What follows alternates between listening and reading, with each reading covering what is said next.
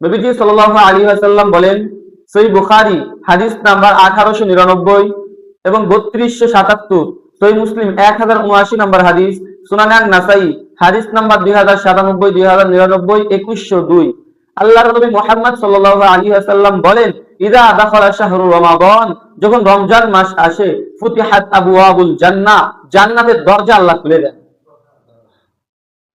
ওয়াগুলিকাত আবওয়াবু জাহান্নাম, জাহান্নামের দরজা আল্লাহ বন্ধ করে দেন।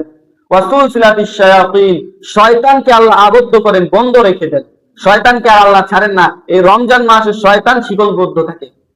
নবীজি সাল্লাল্লাহু আলাইহি ওয়াসাল্লাম বলেন, ওয়া ফি রাওয়ায়াতিহি ফুতিহাত আবওয়াবুর রাহমাহ, আল্লাহর রহমতের দরজা খুলে যায় রমজান মাসে।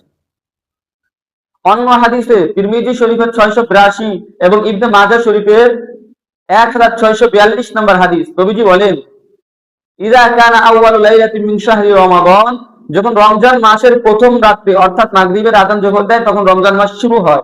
যখন রমজানের প্রথম অধ্যায় প্রথম রাত্রি শুরু হয়, সুফফাতানিশ শায়াতিন ওয়া মারাদাতুল জিন, অবাধ্য শয়তান এবং অবাধ্য জিনদেরকে আল্লাহ তাআলা বন্দী করে রাখেন। জিন এবং অবাধ্য শয়তানদেরকে আল্লাহ বন্দী করে রাখেন। ওয়াগুলিকাত আবওয়াবুন নার, জাহান্নামের দরজা আল্লাহ বন্ধ করে দেন। ফালাম ইফতাহ মিনহা বাব, একটা দরজাকেও খোলা রাখা হয় না। জাহান্নামের 7টা দরজা, এই 7টা দরজাই আল্লাহ বন্ধ করে দেন, একটা দরজাও খোলা রাখা হয় না। ওয়া ফুতিহাত আবওয়াবুল জান্নাহ, জান্নাতের দরজা খুলে দেওয়া হয়। ফালাম ইউগলাক মিনহা বাব, তার একটা দরজাকেও বন্ধ করা হয় না। তার মানে রমজানের প্রথম রাত যখন আসে, 18 ফেব্রুয়ারি, মাগরিবের আযান যখন হয়ে গিয়েছে, সূর্য যখন অস্ত গিয়েছে, যখন মাগরিবের আযানের পর রমজানের মাস শুরু হয়ে গিয়েছে, তখন আল্লাহ জাহান্নামের সকল দরজা বন্ধ করে দিয়েছেন, জান্নাতের সকল দরজা উন্মুক্ত করে দিয়েছেন। সুবহানাল্লাহ। নবীজি সাল্লাল্লাহু আলাইহি ওয়াসাল্লাম বলেন, ওয়া ইউনাদি মুনাদ, একজন আহ্বানকারী ফেরেশতা আসমানের দ্বার প্রান্তে এসে আহ্বান করে, ইয়া বাগিয়াল খাইর আকবিল, হে কল্যাণ অনুসন্ধানকারী, হে নেক কর্মশীল বান্দাবান্দিরা, সৎ কর্মশীল বান্দাবান্দিরা, আকবিল, তোমরা তোমাদের রবের নৈকট্য অনুসন্ধানের কাজে লিপ্ত হয়ে যাও। এরপরে বলে, ওয়া বাগিয়াশ শাররা, হে অকল্যাণ অনুসন্ধানকারী, হে পাপ কাজে লিপ্ত ব্যক্তি, আকসির, খবরদার পাপ কাজ করো না, তোমার পাপ কাজ থেকে তুমি বিরত হয়ে যাও। কেননা ওয়ালিল্লাহি উতাকাউ মিনান নার, এই মাসে আল্লাহ তাআলা অগণিত বান্দা বান্দীদেরকে জাহান্নামের আগুন থেকে মুক্ত করেন। ওয়াযালিকা কুল্লু লাইলা, আরে এই মাসের একটা দিনে নয়, বরং প্রতিটা দিন আল্লাহ তাআলা এইভাবে মানুষদেরকে জাহান্নাম থেকে মুক্ত করেন। কম ফজিলত নাকি অনেক ফজিলত?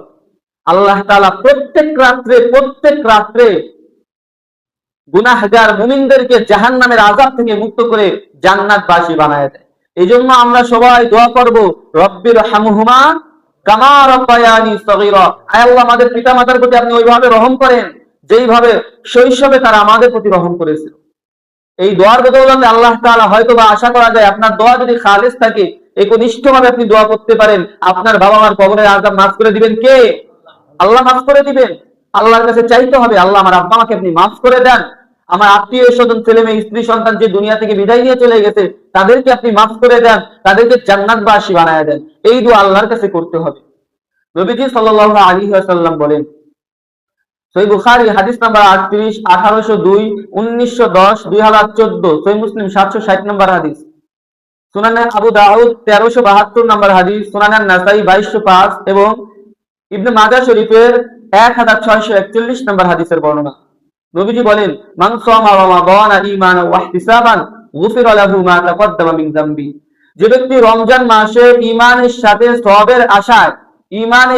সওয়াবের আশায় রমজান মাসে রোজা রাখবে, সিয়াম পালন করবে, আল্লাহ তাআলা তার পিছনের সকল গুনাহ মাফ করে দিবেন। ওয়া মান সামা রমাদান ঈমানান ওয়া ইহতিসাবান গুফিরা লাহু মা তাকদ্দামা মিন যামবি, যে ব্যক্তি রমজান মাসে ঈমানের সাথে সওয়াবের আশায় তারাবির নামাজ আদায় করবে, লাইলাতুত তারাবি, তারাবির নামাজ আদায় করবে, আল্লাহ তার পিছনের সকল গুনাহ মাফ করে দিবেন। নবীজি বলেন, ওয়া মান কামা লাইলাতাল কদরি ঈমানান ওয়া ইহতিসাবান গুফিরা লাহু মা তাকদ্দামা মিন যামবি, যে ব্যক্তি রমজান মাসে ঈমানের সাথে সওয়াবের আশায় লাইলাতুল কদরে সারা রাত দাঁড়িয়ে দাঁড়িয়ে নামাজ আদায় করবে, আল্লাহ তার পিছনের সমস্ত গুনাহ মাফ করে দিবেন। নবীজি বলেন, ইবনে মাজাহ শরীফের 1644 নম্বর হাদিসের বর্ণনা, ওয়ালা দাখালা রমাদান, যখন রমজান মাস প্রবেশ করত, যখন রমজান মাস আসতো, فقال رسول الله صلى الله عليه وسلم ان هذا الشهر قد حضركم, তখন নবীজি সাল্লাল্লাহু আলাইহি ওয়াসাল্লাম বলতেন, এমন একটি মহামান্বিত মাস তোমাদের দ্বার প্রান্তে উপস্থিত হয়ে গিয়েছে, ওয়াফি লাইলাতুন খায়রুম মিন আলফি শাহর, এরা এই মাসের মধ্যে এমন একটি রাত আছে যেই রাত হাজার মাসের চাইতেও উত্তম।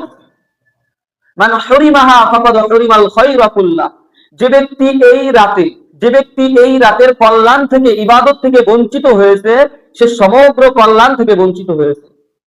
যদি কোনো ব্যক্তি লাইলাতুল কদরে ইবাদত করতে না পারে, তাহলে তার সকল বন্দেগী কি হয়ে গিয়েছে বলেন, বঞ্চিত হয়ে গেছে। সে সকল কল্যাণ, এই মাসে যত কল্যাণ আল্লাহ রেখেছেন, এই মাসে যত রহমত আল্লাহ রেখেছেন, সকল রহমত থেকে ওই বান্দা বঞ্চিত হয়ে গিয়েছে যে লাইলাতুল কদরে ইবাদত করতে পারে না। নবীজি সাল্লাল্লাহু আলাইহি ওয়াসাল্লাম বলেন, ওয়ালা ইয়াহরামু খায়রাহা ইল্লা কুল্লু মাহরুম, হতভাগা ব্যক্তিরা ব্যতীত অন্য কেউ এই রাতের ইবাদত থেকে, কল্যাণ থেকে বঞ্চিত হয় না। তার মানে রমজান মাসে একটা রাত আছে, এই রাতের মর্যাদা হাজার মাসের চাইতেও কি বলেন, উত্তম।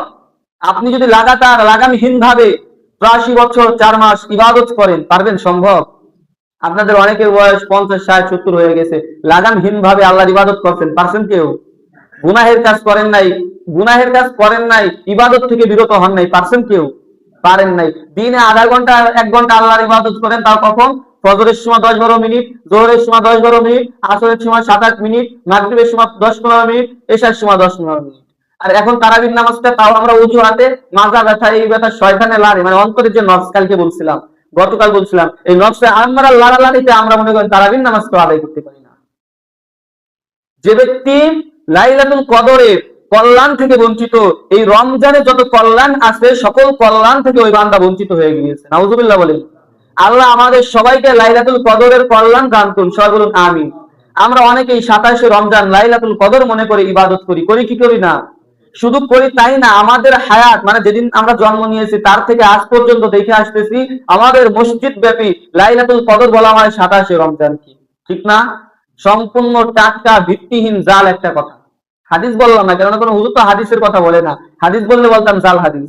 যেহেতু ভিত্তিহীন একটা কথা, সেহেতু মনে করেন এটার প্রতি ইস্তেকামাত, অর্থাৎ এটার প্রতি একনিষ্ঠ থাকা যাবে না। আপনি ২৭শে রমজানকে লাইলাতুল কদর মনে করে আপনি ওই রাত্রে শুধু ইবাদত করলেন, যদি ২৭শে রমজান লাইলাতুল কদর না হয়, তাহলে বলবেন রাসূল কি বলছেন এই ব্যাপারে? নবীজি বলছেন, তোমরা লাইলাতুল কদর তালাশ করো। আমাকে আল্লাহ লাইলাতুল কদর দেখিয়ে দিয়েছিলেন, কোন রাত্রে লাইলাতুল কদর, পরে আমি ভুলে গিয়েছি। তবে আমার স্মরণ আছে, শেষ দশকের বেজর রাত ২১, ২৩, ২৫, ২৭, ২৯, এই ৫ রাত্রি ইবাদত করো। এই ৫ রাত্রের যে কোনো এক রাত্রি লাইলাতুল কদর হওয়ার সম্ভাবনা আছে। তো নবী বললেন ৫ রাত্রি ইবাদত করো। আমাদের মতো কিছু কাঠমোল্লারা অল্প বিদ্যা ভয়ঙ্কর, একটা কথা শুনছেন? এই অল্প বিদ্যাওয়ালা আলেম ওলামাগণ ২৭শে রমজানকে যে লাইলাতুল কদর বললো, এই সার্টিফিকেট তাকে কে দিয়েছে? ২৭শে রমজান লাইলাতুল কদর হওয়ার সম্ভাবনা আছে, যেমন ২১শে রমজান লাইলাতুল কদর হওয়ার সম্ভাবনা আছে, যেমন ২৩শে রমজান লাইলাতুল কদর হওয়ার সম্ভাবনা আছে, যেমন ২৫শে রমজান লাইলাতুল কদর হওয়ার সম্ভাবনা আছে, যেমন ঠিক একই ভাবে ২৭শে রমজানও লাইলাতুল কদর হওয়ার সম্ভাবনা আছে, ২৯শে রমজানও লাইলাতুল কদর হওয়ার সম্ভাবনা আছে। এখন আপনি শুধু এক রাত ইবাদত করলেন, বাকি ২৩, ২৫, ২৭, ২৯, এই ২৭ বাদে বাকি ৪ রাত্রে আপনি ইবাদত করলেন না, হয়তো ওই ৪ রাত্রের মধ্যে আপনার লাইলাতুল কদর চলে গিয়েছে। নবী বলেন, মান হরিমাহা ফাকাদ হরিমাল খায়রা কুল্লু, এই লাইলাতুল কদরে যে ব্যক্তি ইবাদত করতে পারে নাই, কল্যাণ থেকে বঞ্চিত হয়েছে, তার গোটা কল্যাণ থেকে সে বঞ্চিত হয়ে গিয়েছে। তাহলে এখন থেকে আমরা কি বুঝলাম? লাইলাতুল কদর কি আমরা শুধু ২৭শে রমজান খুঁজবো, নাকি ৫ রাত্রে খুঁজবো? ৫ রাত আমরা সবাই খুঁজবো। বলেন তো কোন কোন রাত? ২১শে রমজান, ২৩, ২৫, ২৭, ২৯। পারবেন ইনশাআল্লাহ? এই হিম্মত করেন, ৫ রাত্রেই আমরা লাইলাতুল কদর তালাশ করবো। আমি জানি ২৭শে রমজান আপনারা যদি মসজিদে সবাই একত্রিত না হন, তাহলে আমার একটু সমস্যা আছে। কি সমস্যা? ওই যে লাস্টে একটু টাকা উঠাইতেন, যে হুজুর এই কয় টাকা পাবে, টাকার প্রতি কোনো লিপ্সা নাই, কারণ ওই ১,০০০ টাকা হইতে পারে আমার জাহান্নামের কারণ। এটা আপনি জানেন না, আমি দেখি, কোরআন এবং হাদিস পড়ে আমি দেখি যে ওই ১,০০০ টাকা হতে পারে আমার জাহান্নামের কারণ, ওই ৫,০০০ টাকা হতে পারে আমার জাহান্নামের কারণ। খামাখাই ১-২,০০০ টাকার বিনিময়ে জাহান্নাম কেনার কোনো শখ, ইচ্ছা, আগ্রহ আমার নাই। আপনারা লাইলাতুল কদর তালাশ করবেন ৫টা রাত্রিতে, ২১, ২৩, ২৫, ২৭, ২৯। পারা যাবে ইনশাআল্লাহ? আল্লাহ আমাদের সবার তৌফিক, সবার ভাগ্যকে লাইলাতুল কদর পর্যন্ত পৌঁছায় দিক। সবাই বলুন আমিন। নবীজি সাল্লাল্লাহু আলাইহি ওয়াসাল্লাম বলেন, মান সামা ইয়াওমান ইবতিগা ওয়াজহাল্লাহ, যে আল্লাহর সন্তুষ্টির জন্য রোজা রাখে, বাআদাহুল্লাহু মিন জাহান্নামা কাবুদি গুরাবিন তাইর, আল্লাহ তাকে উড়তে থাকা ওই কাকের ন্যায় জাহান্নামের আগুন থেকে দূরে রাখবে। যেই কাক ওয়াহুয়া ফারিখা হাত্তা মাতা হারামা, যেই কাক শিশুকালে উঠতে শুরু করে আর বৃদ্ধকালে মারা যায়। নবীজি সাল্লাল্লাহু আলাইহি ওয়াসাল্লামের এই হাদিসটা সিলসিলাতুল যায়িফা 1330 নম্বর হাদিসে আছে। এই হাদিসের ব্যাখ্যা এক একজন আলেম এক এক ভাবে করছেন। তো প্রত্যেকটা আলেম বলছেন নবীজির এই যে কাকের উদাহরণ, কাকের বয়সকাল, এটা নবী নির্ধারণ করেছেন 1000 বছর। কত বছর বলেন? অর্থাৎ যদি কোনো ব্যক্তি আল্লাহর সন্তুষ্ট নিয়তে রোজা রাখে, আল্লাহ তাকে জাহান্নাম থেকে 1000 বছরের দূরত্বের রাস্তায় অবস্থান করাবেন। রোজা রাখবো কার জন্য? আল্লাহর জন্য রোজা রাখবেন, কোনো মানুষকে দেখানোর জন্য রোজা রাখবেন না। অনেক মানুষ আছে খিদে ফেলায়, ইসি কি অনেক পেটে ব্যথা, খুব খিদে লাগছে, পারতেছি না, অনেকে মনে করেন মানুষ দেখানোর জন্য স্যাপ ফেলায়, আসে না এরকম? আর আজকে তো আমি রোজা আছি, তুমি কি রোজা আছো নাকি, এরকম প্রকাশ করবেন না। একমাত্র আল্লাহর জন্য রোজা রাখুন, আল্লাহ আপনাকে জাহান্নাম থেকে মুক্তির দূরত্বের সার্টিফিকেট আল্লাহ তাআলা দান করেন।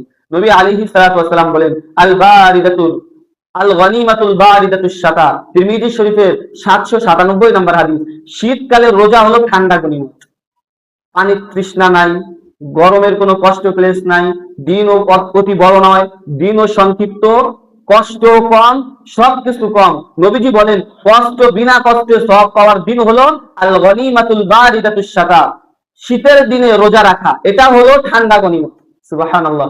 আমরা এই যে শীতের দিনে রোজা পাইছি, আগামীবার ইনশাআল্লাহ পরিপূর্ণ আশাবাদী যে আগামীবার রোজার সময় পরিপূর্ণ ঠান্ডা থাকবে। তার মানে এটা একটা গনিমত না? কি বলেন, গনিমত না? নবীজি সাল্লাল্লাহু আলাইহি ওয়াসাল্লাম বলেন, লিকুল্লি শাইইন যাকাত ওয়া যাকাতুল জাসাদিস সাওম, প্রত্যেকটা জিনিসের যাকাত রয়েছে, আর শরীরের যাকাত হলো রোজা রাখা। সুনান ইবনে মাজাহ 1745 নম্বর হাদিসের বর্ণনা। প্রত্যেক জিনিসের যাকাত আছে। আপনার টাকা থাকলে ওই টাকার যাকাত আছে, স্বর্ণের যাকাত আছে, রূপার যাকাত আছে, গরু ছাগল হাঁস মুরগি ফল ফসলের যাকাত আছে না? সকল কিছুর যাকাত আছে। ঠিক শরীরের যাকাত হলো রোজা রাখা। যাকাত না দিলে কবিরা গুনাহ হয় না? মাল কি হয়ে যায়? হারাম হয়ে যায়। ঠিক শরীরের যাকাত যদি কোনো ব্যক্তি না দেয়, তার শরীরটাও হারাম দ্বারা ভক্ষিত হয়ে যায়। কাজেই আমরা কি করব? সবাই রোজা রাখার চেষ্টা করব, কেননা রোজা হচ্ছে শরীরের যাকাত, সিয়াম হচ্ছে শরীরের যাকাত। আল্লাহ বলছেন সকল জিনিসের যাকাত আছে।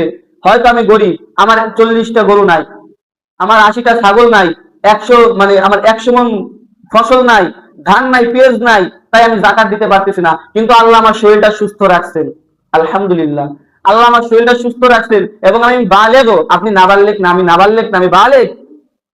যেহেতু আমি বালেগ, আমাকে আল্লাহ যাকাত দেওয়ার সমর্থ দিয়েছেন, সেটা হলো কি, আমি বালেগ পুরুষ, আমার জন্য আল্লাহ তাআলা যাকাত হিসেবে নির্ধারণ করেছেন রোজাকে। আমি রোজা রাখবো, এটাই আমার জন্য যাকাত।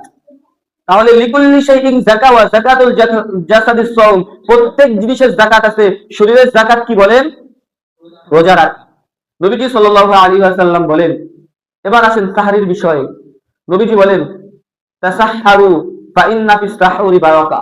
সহিহ বুখারী হাদিস নাম্বার 1923, সহিহ মুসলিম হাদিস নাম্বার 1095, সুনান তিরমিজি হাদিস নাম্বার 707। তোমরা সাহারি খাও, সাহারির মধ্যে বরকত রয়েছে। সহিহ মুসলিমের 1096 এবং তিরমিজি 708, আবু দাউদের 2343 নম্বর হাদিসে নবীজি বলেন, ফাসলু মা বাইনা সিয়ামিনা ওয়া সিয়ামি আহলিল কিতাব, আমাদের সিয়াম এবং আহলে কিতাবীদের সিয়াম, অর্থাৎ ইহুদি খ্রিস্টানদের সিয়াম, এদের মধ্যে পার্থক্য হচ্ছে আকলাতুস সাহরি খাওয়া। মানে আমরা রোজা রাখার জন্য সাহারি খাই, কিন্তু ইহুদি খ্রিস্টানরা রোজা রাখার জন্য সাহারি খায় না। আমাদের মাঝে আর ইহুদি খ্রিস্টানদের মধ্যে পার্থক্য হলো সাহারি খাওয়া। কাজেই সাহারি না খেলেও রোজা হবে, কোনো সমস্যা নাই, কিন্তু ইসরাফকৃতভাবে সাহারি কেউ বর্জন করবেন না। ইসরাফকৃতভাবে সাহারি বর্জন করবেন না, সাহারি খাবেন। কেননা আপনি যে মুমিন মুসলমান, এটার গ্যারান্টি কি, এটার দলিল কি? আপনি যে মুসলমান হয়ে রোজা রাখতেছেন, এটার দলিল হলো আপনি সাহারি খেয়ে রোজা রাখতেছেন। আর ইহুদি খ্রিস্টানরা সাহারি খেয়ে রোজা রাখে না, এই কারণে এটা ওদের দলিল যে ওরা সাহারি খায় না, বিধায় ওরা খ্রিস্টান, আর আমরা সাহারি খাই, বিধায় আমরা মুসলমান। কথা ক্লিয়ার না? নবীজি সাল্লাল্লাহু আলাইহি ওয়াসাল্লাম বলেন ইফতারের ব্যাপারে, ইফতারের প্রসঙ্গে আসে, নবীজি সাল্লাল্লাহু আলাইহি ওয়াসাল্লাম বলেন, সহিহ বুখারী হাদিস নাম্বার 1957, সহিহ মুসলিম 1098 নম্বর হাদিস, সুনান তিরমিজি 699 নম্বর হাদিসের বর্ণনা। নবীজি বলেন, লা ইয়াজালুন নাস বিখাইর, মানুষ ততদিন পর্যন্ত কল্যাণের উপর প্রতিষ্ঠিত থাকবে, মা আজ্জালুহুমুল ফিতরা, যতদিন পর্যন্ত তারা শীঘ্রই সময় হয়ে যাওয়ার সঙ্গে সঙ্গে বিলম্ব না করে ইফতার করে ফেলে। আমরা সবাই চিন্তা করি, আরে 1 মিনিট লেট হইলে সমস্যা কি, 2 মিনিট লেট হইলে সমস্যা কি, আমরা এই কথা বলি না যে একটু লেট হোক সমস্যা নাই। কিন্তু না, নবী বলেন মানুষ ততদিন পর্যন্ত কল্যাণের উপর থাকবে যতদিন তারা সময় হয়ে যাওয়ার সাথে সাথে ইফতার করবে। নবীজি বলেন, সুনান তিরমিজি 700 নম্বর হাদিস, আহাব্বু ইলাইয়া ইবাদি, আল্লাহর নিকট ওই বান্দা সবচেয়ে বেশি প্রিয়। আহাব্বু ইবাদি ইলাইয়া, আল্লাহর নিকট সবচেয়ে ওই বান্দা বেশি প্রিয়। কোন বান্দা? আজালুহুম ফিতরা, যেই বান্দা সময় হয়ে যাওয়ার সাথে সাথে বিলম্ব করে না, সাথে সাথে ইফতার করে ফেলে। উল্লেখ্য যে বিলম্ব করে সময় হওয়ার পরেও দেরিতে ইফতার করে ইহুদি খ্রিস্টানরা, আর সময় হয়ে যাওয়ার সাথে সাথে ইফতার করে মুমিন মুসলমানেরা। উল্লেখ্য যে যদি আপনি সময় মতো ইফতার করেন, সময় হয়ে যাওয়ার সাথে সাথে ইফতার করেন, নবী বলেন যে ততদিন আপনি কল্যাণের উপর থাকবেন। নবী বলেন আপনি আল্লাহর প্রিয় বান্দা হয়ে যাবেন। এখন আল্লাহর প্রিয় বান্দা হতে আমরা সবাই চাই না? চাই কিনা? তাহলে আমরা সময় হয়ে যাওয়ার সাথে সাথে আজান শোনা জরুরি না। আমি আজান দিলাম কি দিলাম না এটা আপনার জন্য জরুরি না। সময় হয়ে গিয়েছে, বাস আপনি ইফতার করে ফেলাম, সময় হয়ে যাওয়ার সাথে সাথে ইফতার করে ফেলাম। নবীজি সাল্লাল্লাহু আলাইহি ওয়াসাল্লাম বলেন, এই যে আমরা দেখেন ইফতারের সময় দোয়া করি না আমরা, আল্লাহুম্মা লাকা সুমতু ওয়া আলা রিজকিকা আফতারতু। আমাদের এক ধরনের ভাইয়েরা আছেন যারা বলেন এটা বেদাত, এরকম তো বলে না, তা বেদাত এরকম বলে। জি না, এটা বেদাত নয়। নবী আলাইহিস সালাতু ওয়াস সালাম বলেন, সুনানে আবু দাউদের 2358 নম্বর হাদিস, নবীজি বলেন যখন তোমাদের সামনে ইফতার আসবে তোমরা বলো, ফাকুলু, তোমরা বলো, আল্লাহুম্মা লাকা সুমতু ওয়া আলা রিজকিকা আফতারতু, এই দোয়া করে বিসমিল্লাহ বলে ইফতার শুরু করে দাও। তাহলে এই দোয়ার কথা আবু দাউদের 2358 নম্বর হাদিসে আছে। পড়ালেখা না করে আমাদের ভাইরা বলে দেয় এটা বেদাত। আসলে এটা সঠিক নয়, পড়ালেখা করতে হবে। নবীজি বলেন জান্নাতে একটা দরজা আছে, সেই দরজাটার নাম হলো রায়্যান। সহিহ বুখারী 1896 নম্বর হাদিস, ইন্না ফিল জান্নাতি বাবাই ইয়াকুলু লাহু রায়্যান, জান্নাতে একটা দরজা আছে, এই দরজার নাম হলো রায়্যান। এই দরজা দিয়ে একমাত্র রোজগার ব্যক্তি ব্যতীত অন্য কেউ প্রবেশ করতে পারবে না। এটা রোজগার ব্যক্তিদের স্পেশাল আপনি সম্মান বলতে পারেন। এটা রোজগার ব্যক্তিদের স্পেশাল সম্মান। যে 30টা রোজা, 30টা সাহারি, 30টা ইফতার, 30টা তারাবি পূর্ণ করেছে, যে সঠিকভাবে রোজা পূর্ণ করেছে, আল্লাহ তাকে এমন একটা জান্নাত দান করবেন, এমন একটা দরজা দিয়ে জান্নাতে প্রবেশ করাবেন যেই দরজার নাম হলো রায়্যান। যখন তার কিয়ামতের দিন বলা হবে আইনাস সাইমুন, সিয়ামকারীরা কোথায়? ফায়াকুমুন, তারা সবাই দাঁড়াবে। দাঁড়ানোর সঙ্গে সঙ্গে তাদেরকে বলা হবে উদখিলাল জান্নাহ, তোমরা এই দরজা দিয়ে জান্নাতে প্রবেশ করো। যখন তারা সবাই এই দরজা দিয়ে জান্নাতে প্রবেশ করবে তখন ওই দরজাকে বন্ধ করে দেওয়া হবে, আর কেউ কোনো ব্যক্তি ওই দরজা দিয়ে জান্নাতে যেতে পারবে না। তাহলে এখন আমরা যদি আল্লাহর সন্তুষ্টির জন্য 30টা রোজা, 30টা সাহারি, 30টা তারাবি, 30টা ইফতার পূর্ণ করি, আল্লাহ তাআলা আমাদের কোন দরজা দিয়ে জান্নাতে প্রবেশ করবে বলেন তো? রায়্যান নামক জান্নাত, রায়্যান নামক দরজা দিয়ে। যতগুলো আলোচনা করলাম, যদি কোনো ভুল ভ্রান্তি থেকে থাকে আল্লাহ ক্ষমা করে এই আলোচনাকে কবুল করে আমাদের সবাইকে এই আমল করার তৌফিক দান করুন। আমিন। নাসরুম মিনাল্লাহি ওয়া ফাতহুন করিব ওয়া বাশশিরিল মুমিনিন।